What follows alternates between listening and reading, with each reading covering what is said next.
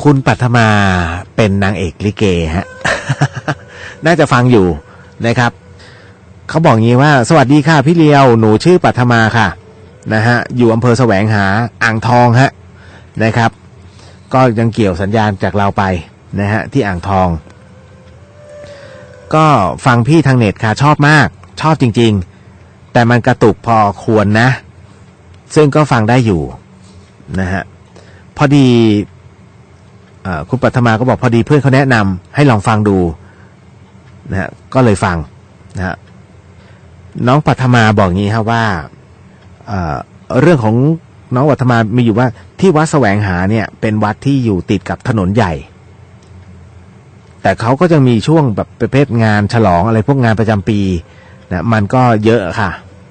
ก็มีทั้งลิเกทั้งหนังทั้งคอนเสิร์ตนะทั้งออกร้านอะไรต่างๆนานามากมายเลยทีเดียวช่วงโรงลิเกของหนูเองเนี่ยฮะนะฮะก็จะโดนให้ไปอยู่ริมป่าช้าครับน้องปัทมาก็บอกว่าพวกของน้องปัทมาเองเนี่ยนะน้องปัดนะฮะ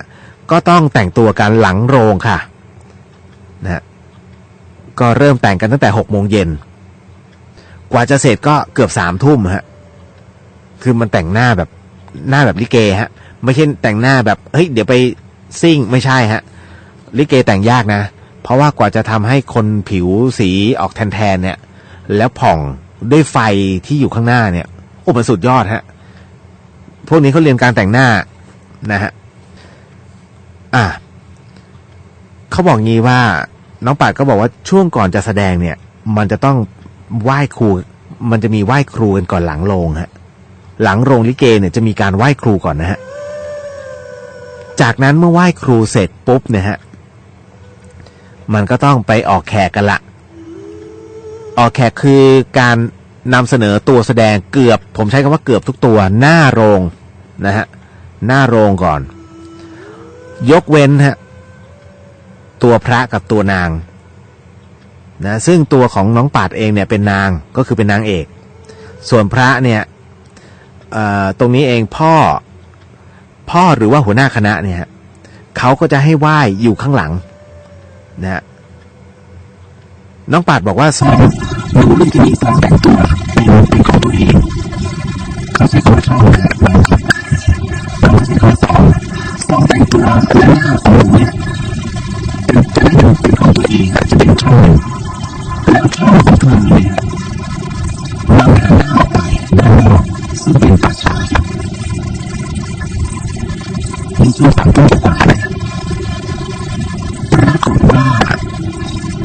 เราเขาต้องติดของป่าผมก็ไม่รู้นะผมไม่เคยติดในขณะที่เขาจะติดของป่าครับเขาบอกว่าน้องปัดเนี่ยเราจะต้องยกทุกแสงไฟมันต้องสว่างพอจากนั้นอายุก็สูงขึ้น